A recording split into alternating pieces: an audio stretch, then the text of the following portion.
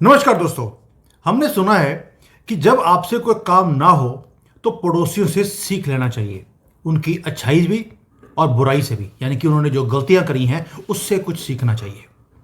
China हमारा पड़ोसी है, पाकिस्तान भी हमारा पड़ोसी है। अब आप बोलेंगे यार ये दोनों पड़ोसी हैं, इनसे सीखने वाली बात कौन सी है?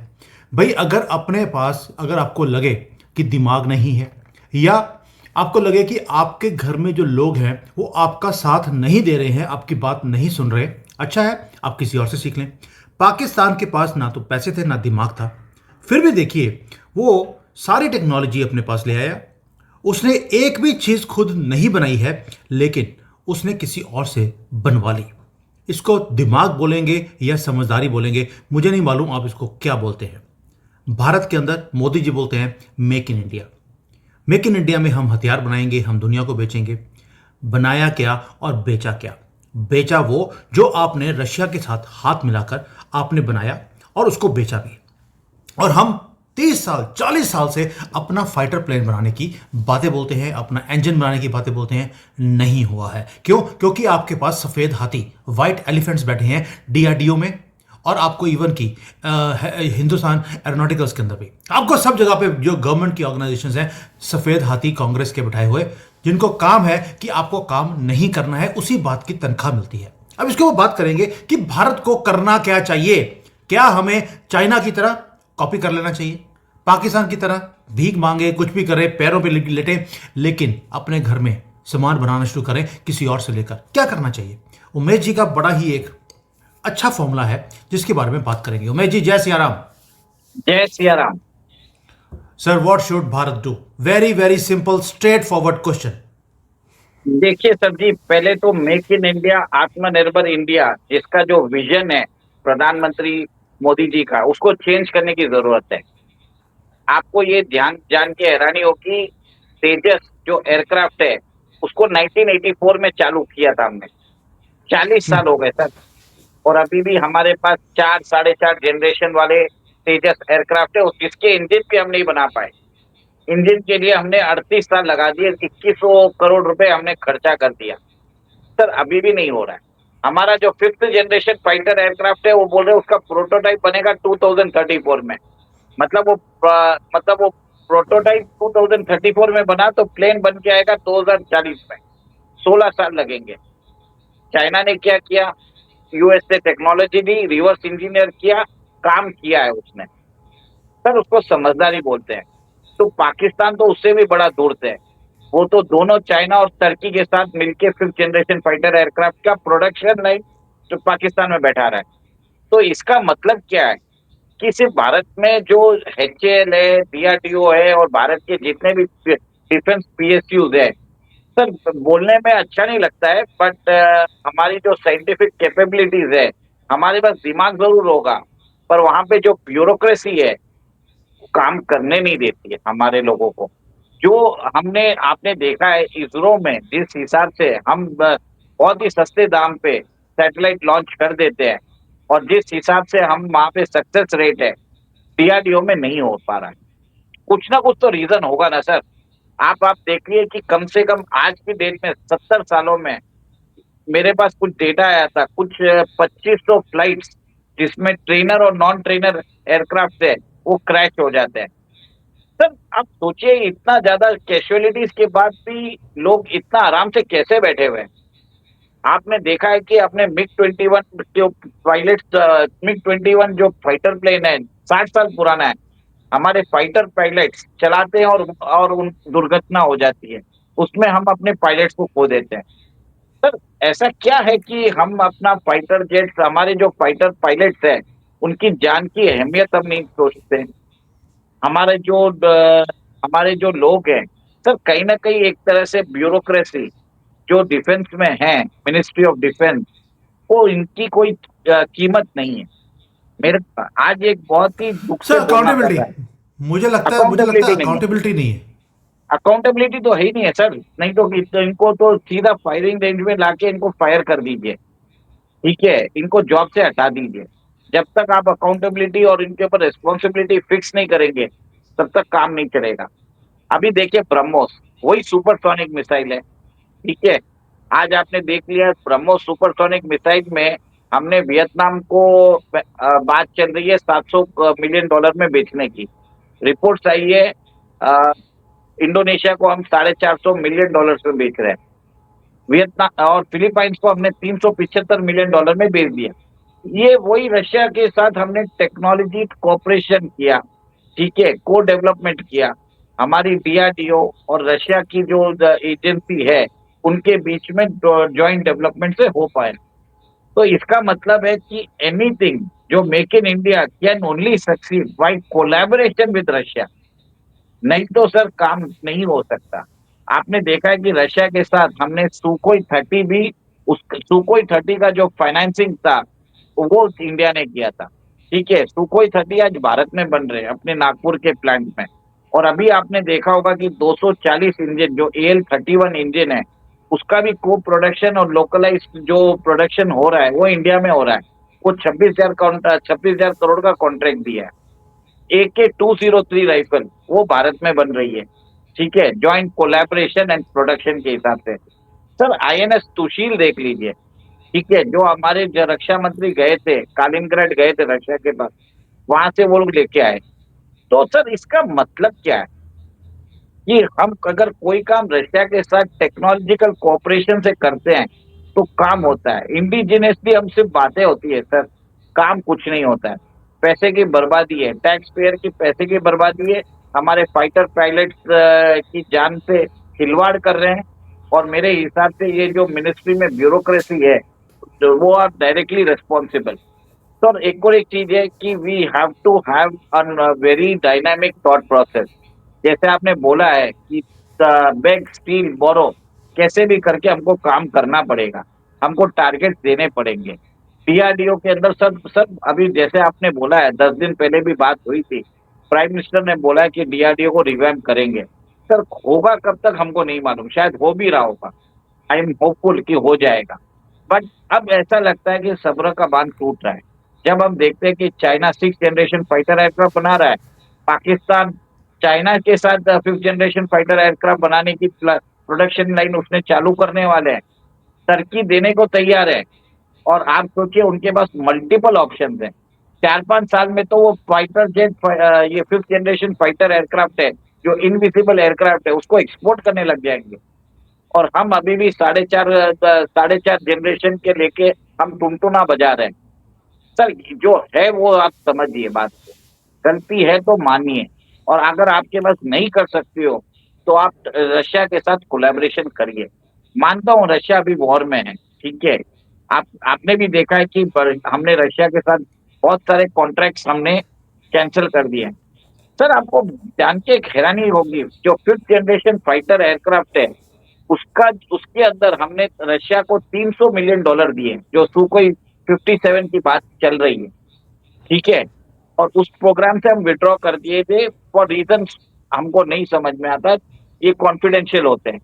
बट कहीं ना कहीं अकाउंटेबिलिटी भी तो होनी चाहिए। आपने $300 मिलियन खर्चे कर दिए, फिर बाद में आपको वो डील नहीं मिल रही थी। सर $300 मिलियन कोई कम अमाउंट तो नहीं है ना सर, ठीक है, 2,500 करोड़ होता है। तो कहीं ना कहीं उस पैसे का वैल्यू तो निकालना चाहिए। बट एक तरह से देख रहे हैं colossal wastage of public tax payer money, ये डिफेंस में हो रहा है। उमेश जी, मुझे अच्छी बताइए। आपने बोल दिया कि रशिया अभी युद्ध में फंसा हुआ है। जब फंसा होता है तभी आप डील करते हैं। Art of deal making is when other person is stuck. जैसे चाइना आज की डेट में स्टक है, हमने बॉर्डर के ऊपर डील कर लिया, आपको भारत की मार्केट दे देंगे, आप बॉर्डर से पीछे हट जाइए। वो पीछे हट गए। रशिया को भी इस वक्त उसको भी कोलैबोरेशन चाहिए, उसे इंटरनेशनल रिकॉग्निशन चाहिए, मार्केट चाहिए। भारत एक रेडी मार्केट है। और जो जो कंपनीज हैं उनके साथ अगर कोलैबोरेशन करते हैं, कुछ इंजीनियर्स ने आके आपके साथ कोलैबोरेशन करना है, इतना बड़ा इकोसिस्टम आप बना सकते हैं। But we can do it. The only issue is कि जो मेक इन इंडिया के ऊपर, जैसे आपने बोला कि इतना ज़्यादा एम्फोसिस है कि हम जॉइंट वेंचर्स की बात करते हैं लेकिन जॉइंट वेंचर कोई आ नहीं रहा। भाई हमने पहले भी शो किया था, इंजन के लिए सारी दुनिया बोल रही है कि हम आपको टेक्नोलॉजी देने को तैयार है। हम कावेरी के पीछे लगे हैं, कावेरी पूरा हो नहीं रहा because of this white elephants.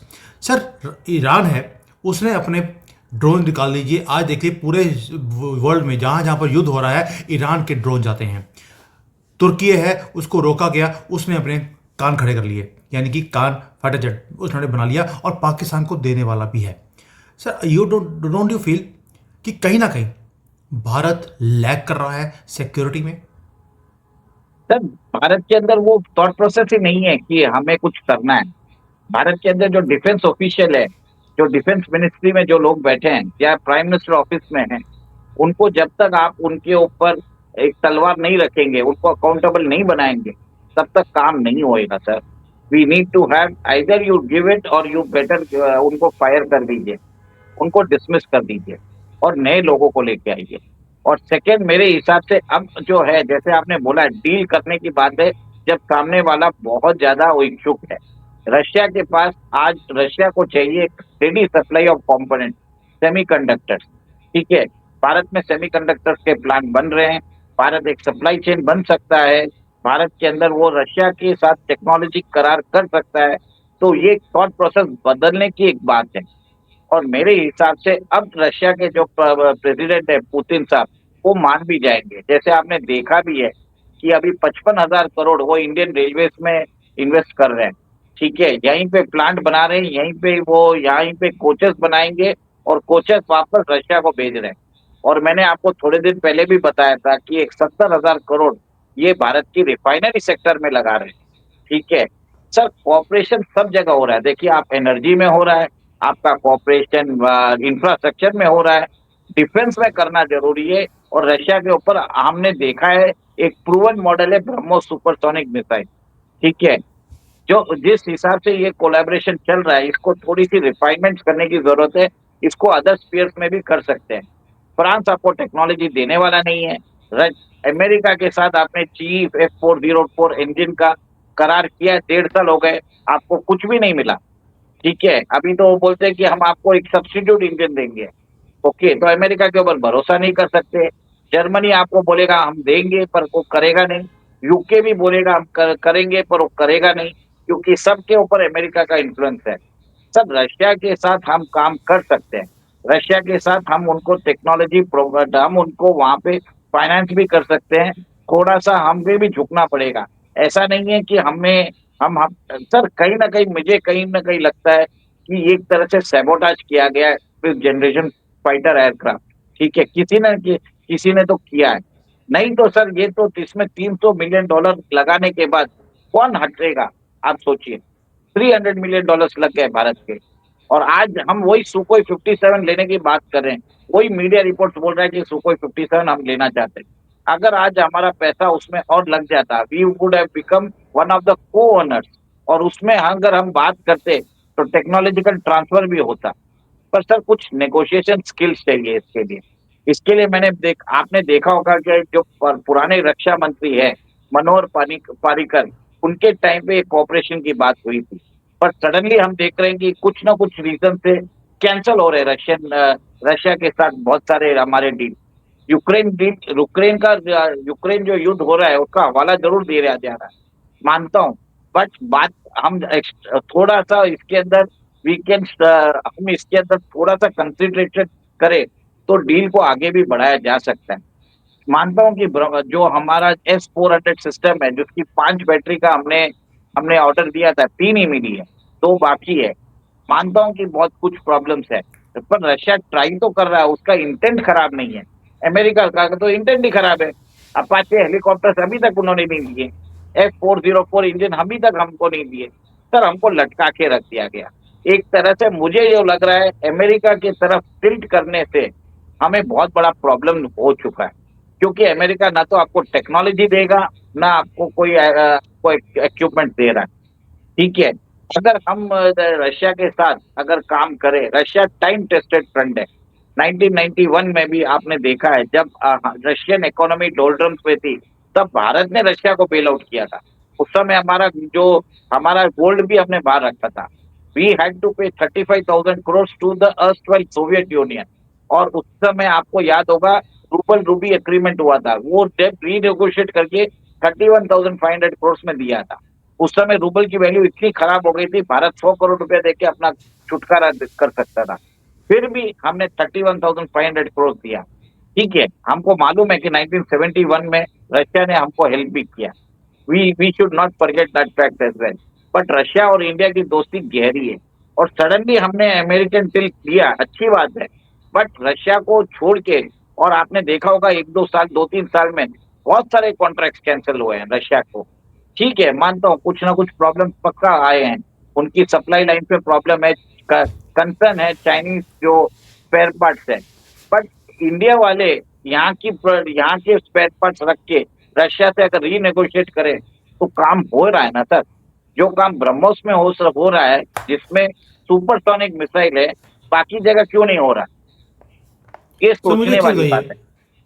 मुझे एक चीज़ बताइए, जैसे राजनाथ जी गए, वहाँ से जाकर वो एक फ्रिगेट लेकर आए, हमने कुछ चीज़ें वहाँ से लीज पर भी ली हैं रशिया से। आपको नहीं लगता कि रशिया के पास इतना सामान है, हम वहाँ से लीज पे सामान क्यों नहीं ले लेते? इट इज सस्ता, मजबूत, टिकाऊ और क्विक काम भी है। पहले बात तो ये है। दूसरा, मैंने एक पेपर लिखा था एक बार, आई हैड टोल्ड कि जैसे साउथ कोरिया है, मैंने साउथ कोरिया से बहुत काम किया है, बहुत बड़ी कंपनी में काम किया है। वहाँ पर मैंने नोट करा है कि वहाँ पर उन्होंने अमेरिका को आउटसोर्स किया हुआ है अपनी सारी डिफेंस को। उससे होता क्या है? उससे अमेरिकन वहाँ बैठे हैं, बेस बनाया हुआ है, क्योंकि अमेरिका का बेस है तो उन्होंने अपना मैन्युफैक्चरिंग बेस भी कोरिया में लगा दिया। कोरिया को डिफेंस के ऊपर खर्चा करने की जरूरत नहीं पड़ती, अमेरिकन खर्चा करते हैं। भारत ऐसा काम क्यों नहीं करता कि किसी के साथ कोलैबोरेशन कर कर आप एक छोटा सा बेस बना लीजिए? मैं नहीं कहता हूँ कि लड़ाई के लिए चाहिए आपको, बट एटलीस्ट आपको टेक्नोलॉजीज वहाँ से लीज पे आएंगी, आपको वहाँ से सामान आएगा। और भाई हमारे से अच्छा तो अफगानिस्तान निकला, 20 साल उन्होंने भी वहाँ पर बेस बनाकर रखा अमेरिका का, और सारे हथियार भी ले लिए, 1 रुपया भी लगा नहीं। देखिए, सबसे बड़ा प्रॉब्लम यही है ना इंडिया में, कि हम बात करते हैं स्ट्रेटेजिक ऑटोनॉमी की। बरोबर है, सही चीज है। बट प्रॉब्लम क्या है, कहीं ना कहीं आपको अलाइन होना भी जरूरत है। ठीक है, हम्म। आप voice of the global south बनना चाहते हैं, पर आपकी इकोनॉमी साइज क्या है? 4 ट्रिलियन है। आप इंडिया में बहुत सारे लोग ऐसे हैं जो चाइना के साथ compete करना चाहते हैं। चाइना भारत से 30 साल अहेड है। आज की डेट में आज का चाइना भारत से 30 साल अहेड है। ओके, ये आप मान के चलिए। चाइना की इकोनॉमी है 19 ट्रिलियन, भारत की इकोनॉमी है 4 ट्रिलियन। तो आप compete नहीं कर सकते चाइना से। चाइना के साथ आप मैन्युफैक्चरिंग जो बेस है उनका, आप उनको जो सामान चाइना सस्ते में बना के दे सकता है, आप नहीं कर पा रहे हो। ठीक है, तो कहीं ना कहीं आपको रिकैलिब्रेट करने की कोशिश करनी चाहिए। जरूर आपने ट्राई किया, पर जब आपको मालूम है रिजल्ट नहीं निकल रहा है, तो you have to change your outlook. You need to go with collaboration. जैसे आपने भी बोलते हैं कि टेक्नोलॉजी लाके इधर काम करिए, पर सब टेक्नोलॉजी में कोई इन्वेस्ट करना चाहता नहीं है। इंडिया में वो फ्रेमवर्क भी नहीं है।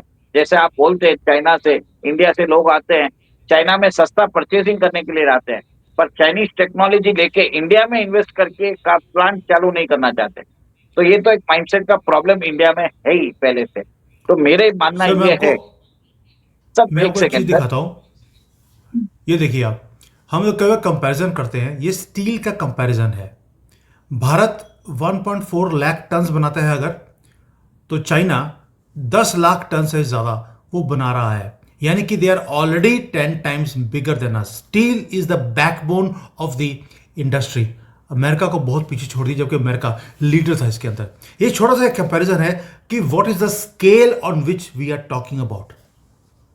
सर मैं मानता हूँ आपकी बात। जो इंडस्ट्रियल बेस होता है वो आपको स्ट्रांग करने की जरूरत है। Without a strong industrial base आप काम नहीं कर पाओगे।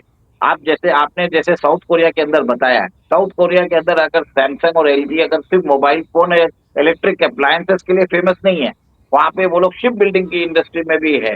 दे are there into multiple business. बहुत लोगों को मालूम ही नहीं है ये बात। ठीक है, नहीं सर, पर वो they are not only in ship, they are also into tanks and F-16 and F-80s। वो सैमसंग खुद बनाता है कोरिया के अंदर। आपको लगता है कि सैमसंग की कंपनी सिर्फ मोबाइल और टीवी बनाती है? नहीं sir, that is their loss making business. Their major business is making हथियार। ये बात आपकी सही है, मैं वो भी बात जानता हूँ, मैं वहीं पे आ रहा था। और मैं यही भी बोलता हूँ कि भारत के अंदर आपको आपको प्राइवेट लोगों को आपको देना ही पड़ेगा। ठीक है, हमारी जो कंपनीज है, टाटा है, रिलायंस है, अदानीज है, महिंद्रास है, टीवीएस ग्रुप है, इन लोगों को आप इन्वॉल्व करिए, इनका टेक्नोलॉजिकल एक्सपर्टाइज लीजिए। प्राइवेट पब्लिक कोऑपरेशन जरूरत है। वही बात हमारे आईएएफ के चीफ ने भी बोली थी ठीक है।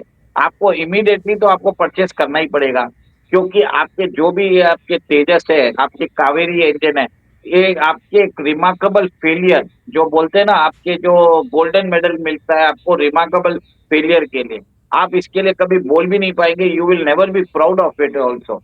जितना मुझे प्राउड होता है ब्रह्मोस की सुपरसोनिक मिसाइल को बोलने में, उतनी शर्म आती है तेजस और कावेरी की बात करके। तो एक तरह से आप देखिए सर, कहीं ना कहीं मुझे लग रहा है यहाँ पे एक इंटरनल सेबोटाज हो रहा है, और एक तरह से यहाँ पे हम लोगों को बात करने की जरूरत भी है। ठीक है, मानता हूँ एक मिलिट्री के क्लासिफाइड इंफॉर्मेशन है, बट अब देखिए लोग आगे बढ़ रहे हैं, जैसे आपने बोला ईरान बढ़ रहा है, टर्की बढ़ रहा है, साउथ कोरिया बढ़ रहा है। हमारे पास इतने सारे इंजीनियर्स हैं, हम क्यों नहीं कर पा रहे? आप ये बताइए पाकिस्तान ना। बढ़ रहा है सर। वो बात भी सही है। अब अभी देखिए टर्की ने भी टर्की, अब टर्की बोलता है मैं बांग्लादेश में भी इन्वेस्ट करके वहां पे भी डिफेंस लाइन बनाने वाला हूँ। आप ये बात सोचिए। अब टर्की तो पाकिस्तान के 200 इंजीनियर्स टर्की में काम कर रहे हैं। ठीक है, पाकिस्तान के फाइटर पायलट्स चाइना में जाके 5th जनरेशन फाइटर एयरक्राफ्ट चलाने की प्रशिक्षण ले रहे हैं। और हम यहाँ पे अभी भी बात कर रहे हैं कि अब ये करेंगे, कमिटी बना रहे हैं। सर इसमें अप्रोच में कितना डिफरेंस है। व्हाट आई वांट टू से इज मेक इन इंडिया जरूर करिए, पर मेक इन इंडिया के अंदर रिसर्च एंड डेवलपमेंट अपने तरीके से करने से कोई मतलब नहीं है। डायरेक्ट बाहर से कोलैबोरेशन करिए। फ्रांस आपको करने नहीं देगा, अमेरिका करने नहीं देगा, रशिया को आपकी जरूरत है अभी। रशिया के साथ आप बरोबर डीलिंग करिए, काम होगा। जब ब्रह्मोस में हो सकता है जो सुपरसोनिक मिसाइल है, तो फाइटर एयरक्राफ्ट में पक्का हो जाए। ठीक है, क्योंकि ये एक लेवल नीचे ही आता है। मैं ये इतना ही बोल सर सकता हूँ। यानी कि पाकिस्तान बोल रहा है कि वो वहाँ पर फैक्ट्री लगाएगा अगले 1-2 साल में, और वहाँ पर वो 5th जनरेशन जो प्लेन है उसने बनाना शुरू कर देना है चाइना की और टर्की के साथ भी कोलैबोरेशन करने के बाद। अब भारत बोलता है कि हम 2040 में अपना प्लेन निकालेंगे। तो यानी कि वो युद्ध के लिए आज तैयार हैं। हम बोलते हैं कि हम 2040 में युद्ध करेंगे, तब तक आप युद्ध रोक दीजिए, क्योंकि हमारे जो वाइट एलिफेंट्स हैं वो सो रहे हैं। अभी उन्होंने खाना खाया है, अभी उसके बाद जब वो जागेंगे तो वो प्लेन बनाएंगे। यानी कि 2040 तक तो उन्होंने तहस नहस कर देना हमें, और हम सो रहे हैं अभी भी।